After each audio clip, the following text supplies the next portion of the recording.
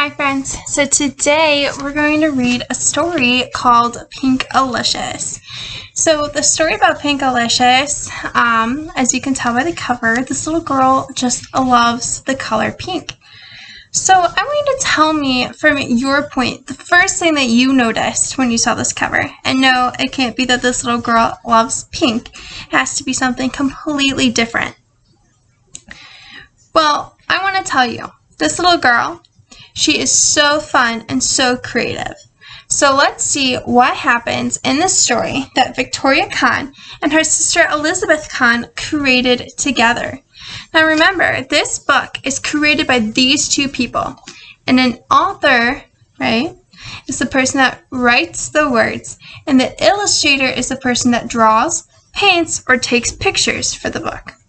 So Victoria Kahn and Elizabeth Kahn created this together.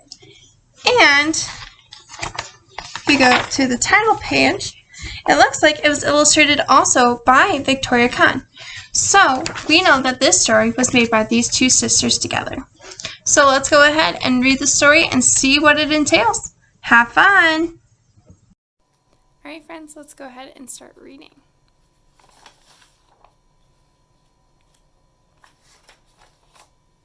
It was a rainy day. Too wet to go outside. Mommy said, let's make some cupcakes. What color do you want? Pink, I said. Pink, pink, pink. Mommy put in some pink. More, I cried. More, more, more. I gobbled up a couple of cupcakes while Mommy and I frosted them. They were so yummy. They were Pinkalicious. I offered one to Peter, my little brother, but he was very picky and didn't want to eat his, so I ate it.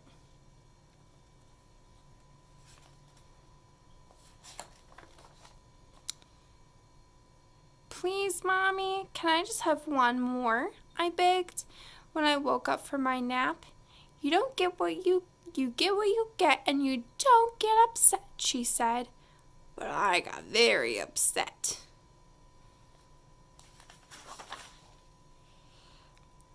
After dinner, I ate more cupcakes. Then I refused to go to bed. Just one more pink cupcake and I'll go to sleep, I promised. Daddy waved a tired finger at me and said, You have had enough. The next morning when I woke up, I was pink. My face was pink, my hands were pink, and my belly was the color of a sunset.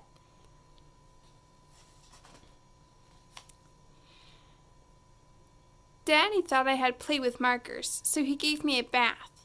The pink did not come off.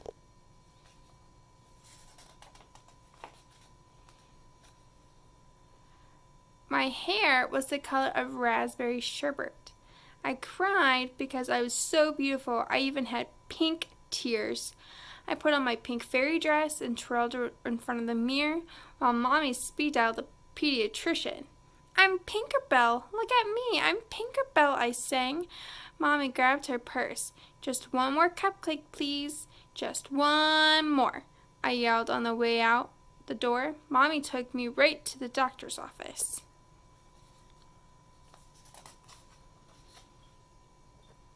Dr. Wink looks at me and said, You have a very rare case, an acute case of pinkinitis. I guess that's not the worst thing that could happen. Just call me Pinkerella. Then Dr. Wink said for the next week, no more pink cupcakes, pink bubblegum, or pink cotton candy. Boo. To return to normal, you must eat a steady diet of green food. Yuck. On the way home, we stopped at the playground. My friend Allison was there, but she didn't see me because I was with the pink peonies. When I waved at Allison, a bumblebee landed on my nose. Buzz off! I'm not a flower, I scolded the bee. Oh no! Soon I was surrounded by bees, butterflies, and birds. Mommy! cried. Please take me home. Oh no, look at all the birds. Look at her tiara and her wand. They fell out of her hand. When we left the playground, I asked Mommy if I could eat another pink cupcake when we got home. Do you not remember what the doctor told you? She said. No more cupcakes. Peter tugged at my pink tails. I wish I were pink like you, he said. He was green with envy. Look at her wand. That night, I pretended to eat my dinner of mushy, dark green vegetables. After everyone went to sleep, I snuck into the kitchen, climbed on a chair, and reached on my tippy toes to the top of the refrigerator where Mommy had hidden the cupcakes. I just took one more pink cupcake and I ate it. Then I licked the pink cupcake wrapper clean. Uh-oh.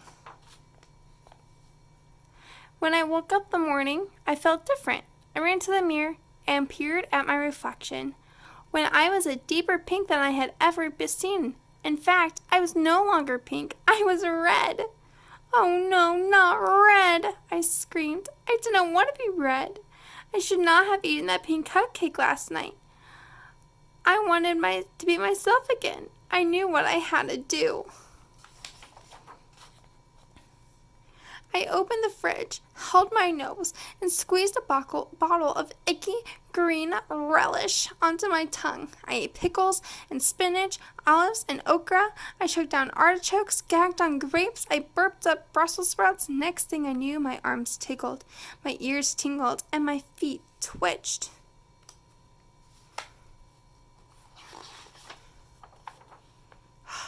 Whew. I was no longer red. I was no longer pink. I was me, and I was beautiful. So what happened to the rest of the cupcakes, Pinkalicious? Daddy asked. Just then, Peter ran in and yelled, "Oh, no, not Peter." Man. Ready? Pinkaboo! The end.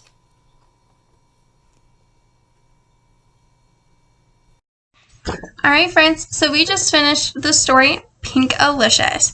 I think the story is hilarious because who doesn't love cupcakes? And who doesn't want more than just one cupcake, right? So this book also teaches us very important lessons. Can we think of some lessons that are taught throughout the story? I'm going to give you about 5 seconds. Go ahead and think about any lesson that you heard through the story. And remember, a lesson is something that was taught, something that you would have learned from the story. All right, so one of the lessons that I learned in this story would be respecting your elders. I think that would be a very good one. Learning that you need to listen to them. They have your best interest at heart, whether it's your grandparents or maybe a friend's parents or it's your parents in general. Maybe it's a teacher, a principal, a secretary, really anyone. And that they have your best interest. So whatever that they decide usually goes. If they tell you not to eat any more pink cupcakes, maybe it's because they know that you might turn pink, right? Just kidding, you won't turn pink. But, they know that sweets cause cavities, and they don't want you to have those. Another one would be to eat my vegetables. I think I definitely learned that in this story, and I definitely have started eating a little bit more green vegetables since reading it. So, I want you to think about what you've done and what your thoughts are. Then I want you to go ahead and complete the Google form that is going to be on the slide, and go ahead and do that now and have fun. Bye guys.